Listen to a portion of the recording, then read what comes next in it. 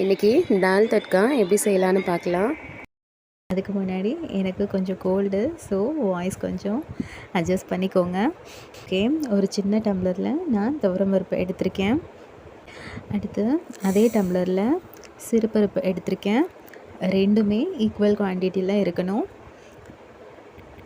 இது ஒரு ½ an hour ஊறட்டும். அவ்வளோதான், என்னோடய பையன் எழுந்தாச்சு. பருப்பு நல்லா ஊறட்டும், என்னோடய பையனையும் தூங்க வச்சுட்டு வந்துடுறேன். இப்போ பாருங்கள், பருப்பு நல்லா ஊறி வந்திருக்கு. இப்போது இதை வேக வச்சிடலாம். அதுக்கு கொஞ்சமாக மஞ்சத்தூள், அப்புறம் கொஞ்சமாக பெருங்காயம் சேர்த்துருக்கேன். இப்போது பருப்பு வேகிறதுக்கு பருப்பு முழுகிற அளவுக்கு தண்ணி ஊற்றிக்கலாம். இது சரியாக 4 விசில் விட்டு எடுத்துக்கோங்க. இப்போது தேவையான பொருள் பார்த்துக்கலாம். நான் ஒரு பாதி வெங்காயம் பொடி பொடியாக கட் பண்ணி எடுத்து வச்சுருக்கேன். அப்புறம் ஒரு பெரிய தக்காளி கட் பண்ணி வச்சுருக்கேன். அப்புறம் பொடியாக நறுக்கின இஞ்சி, பூண்டு, அதுக்கப்புறம் பச்சை மிளகாய், அப்புறம் இந்த தால் தட்காக்கு தேவையான கொத்தமல்லி, அப்புறம் பாதி லெமன், அப்புறம் நெய். இப்போது தாளிப்புக்கு 1 ஸ்பூன் நெய், அதுக்கப்புறம் 2 ஸ்பூன் எண்ணெய் சேர்த்துக்கலாம். நெய் நல்லா மெல்ட் ஆகட்டும். இப்போது கொஞ்சமாக தாளிப்புக்கு ஜீரகம் சேர்த்துக்கலாம். இது கட் பண்ணி வச்சுருந்த இஞ்சி, பூண்டு, பச்சை மிளகாவை சேர்த்துக்கலாம். இப்போது அடுப்பை லோ ஃப்ளேமில் வச்சு இது ஒரு 2 மினிட்ஸ் நல்லா வதக்கி விடுங்க. இந்த தால் தட்காக்கு இந்த 3 பொருள் ரொம்பவே முக்கியமானது. இஞ்சி, பூண்டு, பச்சை மிளகாவோட ஃப்ளேவர் இதுக்கு ரொம்பவே நல்லாயிருக்கும். பூண்டு கொஞ்சம் நிறையவே சேர்த்துக்கோங்க. அப்போது இந்த தால் தட்காக்கு இன்னும் நல்ல ஃப்ளேவர் கொடுக்கும். இப்போது இந்த ஸ்டேஜில் பொடியாக கட் பண்ணி வச்சுருந்த பாதி வெங்காயமை இதில் சேர்த்துக்கலாம். வெங்காயம் கொஞ்சம் நல்லா வதங்கட்டும். அடுத்து கட் பண்ணி வச்சுருந்த ஒரு பெரிய தக்காளியை சேர்த்துக்கலாம். வெங்காயோட அளவு பாதி இருக்கணும், அப்புறம் தக்காளி அதை விட டபுள் மடங்கு இருக்கணும். அதுதான் இதோட ரேஷியோ. தக்காளி நல்லா குழைய வதக்கி விடுங்க. இப்போது மசாலா சேர்த்துக்கலாம். 1 spoon red chilli powder, 1 spoon தனியா பவுடர், அப்புறம் கொஞ்சமாக மஞ்சத்தூள் சேர்த்துக்கலாம்.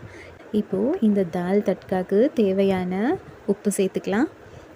இப்போது இந்த மசாலா, உப்பு எல்லாம் சேர்த்து வதக்கி விடுங்க. இந்த ஸ்டேஜில் அடுப்பை லோ ஃப்ளேமில் வச்சு நல்லா மிக்ஸ் பண்ணி விடுங்க. இப்போது நம்ம வேக வச்சுருந்த துவரம்பருப்பு, சிறுபருப்பு நல்லா இந்த மாதிரி ஒரு ஸ்பூனால் நல்லா மசிச்சு விட்டுக்கோங்க.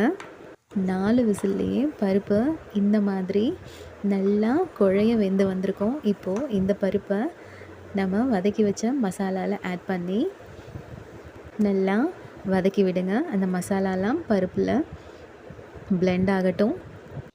இந்த மாதிரி நல்லா மிக்ஸ் பண்ணி விட்டுக்கோங்க. பாருங்கள், பார்க்கவே நல்லா கலர்ஃபுல்லாக ரெடி ஆகிட்டுருக்கு. இப்போது இந்த ஸ்டேஜில் தால் தட்காக்கு தேவையான கொத்தமல்லி ஆட் பண்ணிக்கலாம். கொத்தமல்லியோட ஃப்ளேவர் இந்த தால் தட்காக்கு ரொம்பவே நல்லாயிருக்கும். ஸோ கொத்தமல்லி ரொம்பவே முக்கியம். கொத்தமல்லி போட்டுட்டு இந்த மாதிரி நல்லா மிக்ஸ் பண்ணி விட்டுக்கோங்க. இப்போது கொஞ்சமாக தண்ணி சேர்த்து நல்லா கொதிக்க விடுங்க. பாருங்கள், நல்லா கொதித்து வருது. இது ரொம்ப கொதிக்கணும்னு அவசியம் இல்லை. இப்போது லாஸ்ட்டாக 1 ஸ்பூன் நெய் ஆட் பண்ணிக்கலாம். ஆல்ரெடி நம்ம தாளிக்கும் போது நெய் போட்டிருக்கோம். அடுத்து லாஸ்ட்டாக கட் பண்ணி வச்சுருந்த கொத்தமல்லியை ஆட் பண்ணிக்கலாம். கொத்தமல்லி எவ்வளோ போடுறோமோ அந்தளவுக்கு இந்த தால் தட்காவோட டேஸ்ட் நல்லாவே இருக்கும். இன்னும் இந்த தால் தட்காக்கு டேஸ்ட் கொடுக்க ஒரு 3 to 4 ட்ராப்ஸ்க்கு லெமன் ஸ்க்வீஸ் பண்ணி விட்டுக்கலாம். அவ்வளோதான், ரொம்பவே சூப்பரான தால் தட்கா ரெடி. இது சப்பாத்தி, பூரி எல்லாத்துக்குமே சூப்பராக செட் ஆகும். இந்த வீடியோ உங்களுக்கு பிடிச்சிருந்தா லைக் பண்ணுங்கள், ஷேர் பண்ணுங்கள். மறக்காமல் தன்வி வியூஸ் சேனலை சப்ஸ்கிரைப் பண்ணுங்கள். தேங்க்யூ.